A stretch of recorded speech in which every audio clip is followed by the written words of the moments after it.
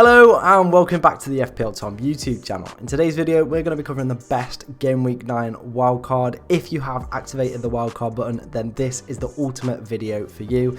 I did make a video a few days ago talking about my kind of first wildcard for Game Week 9. This is the updated version of that. So if you do enjoy the content that you see on the channel, please like, comment and subscribe, as we are trying to hit 750 subs before the end of September. Very, very possible goal, but can only be done with your help. So yeah, that's kind of enough waffle from me. Let's dive into my Game Week 9 wildcard draft. And to start off our Game Week 9 wildcard draft, we do start with Gaeta in goal. In my earlier draft this week, we did have Danny Ward in goal, but we've moved him to the bench now, and probably for good reason. I've seen a lot of stats coming out that he's pretty much just dreadful, isn't he? Like, honestly, he's just an awful goalkeeper, but he's going to sit on our bench.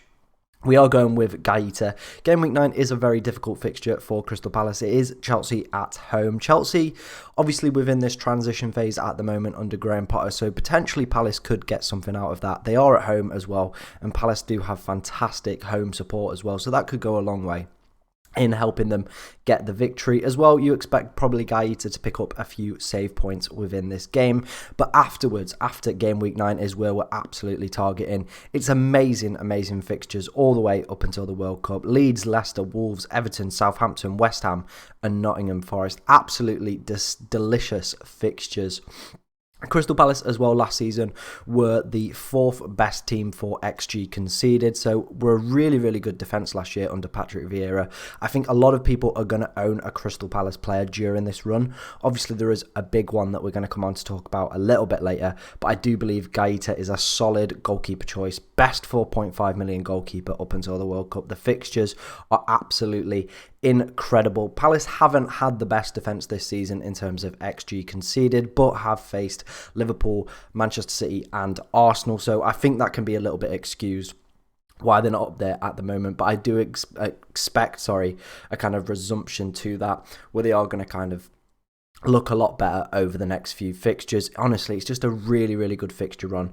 So I like I said, the best 4.5 million goalkeeper you can get. Moving into the back line, we do start with Reece James. 1 goal, 1 assist for him so far. Only 9 points over the past 5 game weeks, but there is obviously Graham Potter in now. Graham Potter, like I've been saying in all my videos, has had really good underlying defensive data, whatever club he's been at. There was a really good article in The Athletic about it, where they spoke about kind of the defensive metrics under Chris Hughton and then under Graham Potter. You could see that there was a huge improvement. Another thing I like about Reece James is the fact that he will potentially be playing right wing back again. Happy days, because in the Salzburg game, he was so high, so attacking. Graham Potter loves to use wing backs as well. Obviously, like we saw last season, you've had Tyree Lamptey come through. You've had Cucurella, who's now at Chelsea as well. So high, so attacking. And when you've got one of the best right backs within the Premier League in that system, absolute happy days. The fixtures for Chelsea as well are really good up until the World Cup. Wolves, Aston Villa, Brentford, Manchester United, Brighton, Arsenal and Newcastle. Very impressive. I do believe at some point we potentially maybe even looking at the kind of the Chelsea double up in terms of defence with Cucurella and James, but it is kind of finding out who's going to be that left wing back spot. They obviously do have Ben Chilwell as well, so it is kind of figuring out who will be that other left wing back, but very happy to have Reece James in this wildcard. Moving on to the next player is Kieran Trippier. The next kind of 2 fixtures, maybe even 4 fixtures, are very good for Newcastle, Fulham, Brentford, Manchester United, Everton, then it's Tottenham, then it's Aston Villa and Southampton. So good fixtures up until the World Cup. I think he just looks a class above the rest at Newcastle, to be honest. I watched the Bournemouth game and all kind of the play and dictatorship came down that right hand side. Everything was going on the right. Everything was looking to go through him. On corners, taking free kicks as well. We all know what an amazing free kick taker this man is. Absolutely cleaning up bonus points as well, just down to the fact of his positioning, the amount of crosses he's getting in, the amount of clean crosses he's getting in as well, the amount of passes he's completing. So really good. Like I said, all the plays coming down him. Newcastle, there is a little bit of a concern. They've only won 1 game this season, but Fulham and Brentford next, very good fixtures. You do expect kind of Kieran Trippier to at least get a clean sheet in one of those 2, and obviously potentially even better an attack in return. Really like Kieran Trippier, got him in with my own side. Very happy that he got the assist for the penalty as well at the weekend. So a really, really good player. Super high ownership as well. So if Newcastle do keeping clean sheets, he definitely could be a bit of a rank killer if you don't go with him. Moving on to our third defender within the side, it is João Cancelo, currently the highest scoring defender within FPL. Manchester City, well above the rest in terms of defensive data, massively clear in terms of expected clean sheets, expected goals conceded. So happy days there. A little bit of a difficult fixture run coming up for Manchester City. Man United in Game Week 9, then it's Southampton, Liverpool, Arsenal, Brighton, but after that Leicester, Fulham and Brentford. So some really good kind of longer term fixtures for City, but obviously the next few are a little bit difficult. Underlying data for Cancelo as well has been a little bit disappointing. 0.22 XG and 0.3 expected assists. Not what we're used to kind of seeing from Cancelo. Usually an absolute master in terms of underlying data. However, has been putting in some quality performances within the Champions League. Very much a reminiscent to Cancelo of last season. The Sevilla game, I thought he was excellent. And then the Dortmund game, which I was very lucky to go and watch, he was incredible. Everyone's seen the cross. Everyone's seen the goal. Honestly, wonderful player. I think he's a must-have within your sides as well. Looks a little bit undroppable as well within that Manchester City side as well at the moment. But yeah, the underlying data are not quite there, but still putting up attacking returns and still getting clean sheets, which is what we like to see. Now, the final defender within our team is very controversial. I do think you could go without him for the next kind of 3 to 4 game weeks. Brighton, Arsenal and Manchester City are the next 3, but after that it is West Ham, Nottingham Forest, Leeds, Tottenham and Southampton. So again, the very much long-term fixtures are great. The next 3 are kind of a little bit difficult, and I do think there is room to go without him. I didn't include Trent on my last kind of wild card. We did go for Kufal, but obviously watching West Ham the other day really put me off anyone from that team, to be honest. So yeah, I do think you could go without him. Obviously, this season hasn't been great for Trent. 1 goal, 1 assist, 24 points, but has had the most attempted assists. So there is kind of a little bit of that, but he's getting very much exposed at the back. Hopefully, with the likes of Matip, Thiago coming back in the side, we are going to see kind of a resumption to Trent's form, Trent's attacking returns as well, and Liverpool's clean sheets. Currently, Liverpool are 5th for XG conceded, so not in the worst position to say everyone's kind of been like, Liverpool are rubbish. You know, the underlying data is not quite suggesting that. Obviously, they got tore apart by Napoli as well, so it's not been kind of the best start for Liverpool. Obviously, whenever they get injuries, they do seem to kind of just fall off a cliff. They can't manage them for some reason. Seems a very weird system. Obviously, it happened 2 seasons ago as well, where injuries absolutely riddled their squad and they just fell apart. Similar things kind of happening at the moment. So I do think there is an argument to go without Trent, but we've included him for now. I don't think kind of Liverpool's defensive data is suggesting that they're an awful team. So potentially maybe like if Trent's continuing to put out like poor output, maybe a Matip, maybe a Van Dijk could also be a good shout with the kind of long-term fixtures in mind. That was the backline. Let me know what you think of it, and let's move on to the midfield within this side. And Wilfried Zaha starts off our midfield trio. Very happy to have him within this Game Week 9 wildcard. Don't have him in my own team at the moment, but we'll be looking to get him in Game Week 9 or Game Week 10. Obviously, like we said, the Chelsea fixture, little bit difficult, but is on penalties, so potentially, you never know with that, could get an attack in return within the game. Long-term fixtures, like we said, we'll have Gaeta, are absolutely amazing. At the moment, this guy's around 14-15% owned. I do believe he'll hit 30% if he can kind of... If he scores in that Leeds and Leicester game, his ownership will absolutely massively skyrocket. Honestly, just absolutely hit the roof. Obviously, there is a little bit of a concern with Zaha as he is the biggest FPL troll in history. We'll score, we'll get carded. We'll take his top off, miss a penalty, but then score the rebound. So yeah, there's obviously a lot of controversy with Zaha. I've had some very good weeks. I've had some very bad weeks. I think you kind of just have to take it as it comes, but a very, very fantastic footballer. Fits in as well with this kind of talisman theory that I'm going for this year. Kind of, he is the main man. He's on penalties. He's their key danger man. All the kind of play goes through him. Everyone's kind of looking to mark him in the games. So far this season has started really well as well. 4 goals in 5 games for him so far this season. So very, very good. Like we said, amazing fixtures.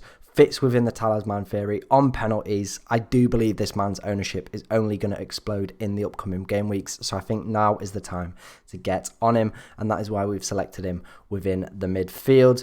Moving on to the next player, again, another player who could very easily be dropped for a Heung-min Son or potentially even a KDB. It is Mo Salah. Again, it's been a disappointing season for Salah, hasn't it, so far this year? 2 goals, 3 assists, 38 points scored. There was a great article in The Athletic a few weeks ago talking about the fact that he's getting less touches, more of those out wides, and taking less shots within inside the box. So obviously there is kind of a little bit of regression within his game, so that's not what we want to see, especially when we're paying the premium price of 12.9, potentially 12.8, as it does look like his price might go down during this kind of international period. But that Brighton fixture is very, very appetising in Game Week 9. Brighton getting a new manager. I can't remember the guy's name off the top of my head, but he's come in from Shakhtar Donetsk. So it's completely new system that he could potentially play. It's a completely new guy to the Premier League as well. No experience, so it could be an absolute Liverpool masterclass, or he could absolutely destroy them. The fixtures after that, like we said, Arsenal and Manchester City, obviously the top 2 at the moment. Arsenal looking very, very good as well at the moment. I think that's a fixture that a lot of people are kind of underwriting, but Arsenal are putting in some really good performances, and the underlying data is there as well to suggest that they're a top team who could be sticking around for quite some time this season. So yeah, Salah's not quite there this season, is he? He's not the same player that we've all come to expect, but Brighton in Game Week 9 potentially could be a captaincy option, with kind of Haaland, KDB having Manchester United, Son and Kane having Arsenal as well. So obviously there's a lot of kind of lack of captaincy options this week. So you potentially, if you are on the Game Week 9 wildcard, Salah could be a captain that you could go for. Brighton at home. Liverpool have a very good record at home as well. Don't lose many games, score plenty of goals. But yeah, him and Trent just haven't quite been there. But hopefully with the kind of players returning from injury, we will see kind of a resumption in Liverpool's form. Moving on to the final man within our midfield is James Maddison. Spoke about him in my transfer targets video. I've been very, very impressed with him so far this season. Again, fits in with this talisman theory. Everything's coming through him, and you could see that within the Spurs game. Very, very good player. Very good game he had as well. Could have scored a second. Could have easily got himself an assist for Patterson Daka as well if it wasn't for a fantastic save against Lloris. Really, really good fixtures. The vibe I'm getting at the moment is very much the vibe I had last season when Jared Bowen kind of was at 5-6% owned. I brought him in my team, and then the fixtures were really good, and he started returning, and it was honestly amazing, and his ownership absolutely shot up, and he was pretty much went to an essential player. I'm getting the same vibes from James Maddison. The next fixtures are absolutely incredible. Nottingham Forest, Bournemouth, Crystal Palace, Leeds, and Wolves are the next kind of 5 to 6. Absolutely amazing. So far this season, 3 goals, 1 assist. I think the Forest game is a very, very good game as well. Obviously, Leicester aren't looking the best at the moment, are they? But they're doing quite well going forward. The kind of underlying attacking data is still there, and Forest have the worst XG conceded within the league. So very, very much a fixture I am looking to target in Game Week 9. Game Week 10 as well, he plays Bournemouth. A little bit of a rogue one here. Captaincy shout. Maybe, because there's no one else really kind of standing out. No one's screaming at me at the moment other than James Maddison. I think that's a big game as well for Leicester and Brendan Rodgers. If he loses that one, for me, he's got to get the sack. But we'll have to kind of wait and see how that one pans out. Also, if he does get the sack, we kind of get the new manager bounce as well. So that would be very, very interesting to see. I think for Game Week 9 and beyond, James Maddison and Wilfried Zaha are must owns, to be honest. I think you've got to have both these guys. Amazing fixtures, fitting with the talisman theory, so very, very much. But let's move on to the front line within this squad. Starting off our front line, it is Erling Haaland, a man that is the highest owned player in the game, and for very, very good reason. Looks absolutely unstoppable, scoring goals for fun at the moment. Only scored 1 against Wolves. What was he playing at? Obviously, he did have the Gandhi curse in that game, could only score 1, but even still breaking it for the 6 million people that captained him. I think he's very much a perma-captain kind of in the long term, because a lot of people are going to see what he's doing with his just goals and output, and it's honestly unbelievable what he's doing. 99 games, 100 goals for Erling Haaland. Honestly, an amazing player. The fixtures coming up aren't the best. Obviously, Manchester United in game week 9, not the easiest fixture. It looks like United have potentially taken a turn within kind of their form. So yeah, that's a little bit of a difficult one. But the Manchester derby, you never know what could happen. Game week 10, captaincy material for Erling Haaland. Southampton at home. Yeah, we'll be captaining Haaland for that one. Game week 11, they do play Liverpool. In game week 12, they do take on Arsenal, which potentially could be a first and second clash between the two sides. So very, very interesting, that one. And then the fixtures up until the World Cup are very, very tasty indeed. Brighton, Leicester, Fulham and Brentford. Real no-brainer to have Haaland in your team. His EO is absolutely incredible. Nearly crippled me this week if it wasn't for my Kane captain. But yeah, easy buy, easy player to have. You just got to have him within your game week 9 wildcards. 80% owned, the most owned player in the game. He's going to probably be the most captain player every single week as well. So I think you've just got to have him and potentially looking at a perma captain for him. Moving on to the main man, not the main man, but the main man kind of centrally within my team, if that kind of makes sense, is a player that I did cover in the transfer targets video. It is Patterson Daka. Like I said, the Leicester fixtures are absolutely delicious. We want to be taking advantage of these. Looked very sharp in the Spurs game. Could have easily scored if it wasn't for a fantastic save by Lloris.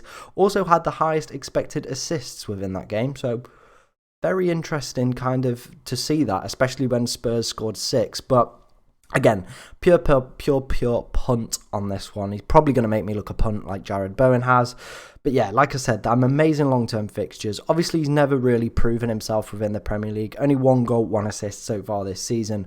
But with Forest having the worst kind of XG conceded, Bournemouth down there as well, there's a lot of opportunities here. Steve Cook as well looks super slow at the back. Daka's got that pace to absolutely annihilate him as well. I think as well with kind of his low price, if you want to look for that third striker around that price, then I completely understand. I think Dominic Solanke is well another good player that you potentially could switch to if Daka is rotated. A little bit of a punt. I always do like punts on my wild cards, and I do think Daka is kind of that player. Like I said, if you want to hear more about him, go check out the transfer targets video. I do talk a little bit more in depth about him and kind of the kind of data that he's been putting up. So yeah, very interesting to see with that one. Let me know down in the comments below if you potentially take a punt on Patterson Daka.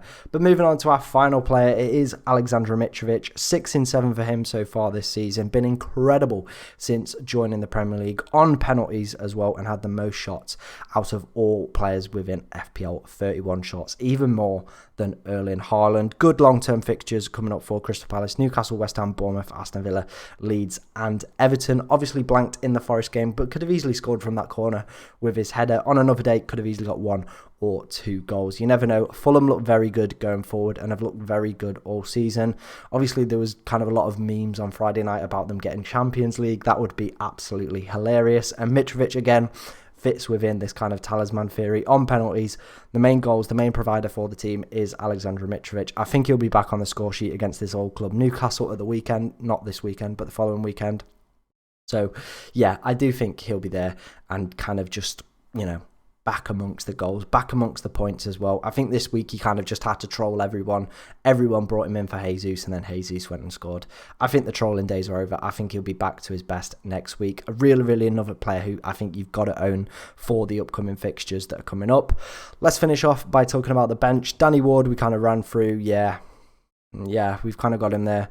Patterson, very impressed with him in the kind of Everton game. Has played the most minutes out of all under 21s. I don't think he's not played a single minute yet in the Premier League. Absolutely looked really good. 4.1 million now as well. So I think an easy kind of bench player to have for your game week 9 wildcard. Andreas Pereira, I thought he had a really good game against Fulham. Unlucky not to come away with potentially something out of that game. Again, another player who I think is just a really nice bench player to have. And then finally, the last bench player is any 4.5 million of your choice. There's no kind of real standouts at the moment. So I would just suggest potentially going for anyone that kind of tickles your pickle. That would be my kind of best guess, my best suggestion. If you did enjoy the team, if you did enjoy the video, please like, comment and subscribe. If you have any questions, please do leave them down below in the comments, as I do answer all questions on these videos. Thank you very much for watching and good luck for game week 9.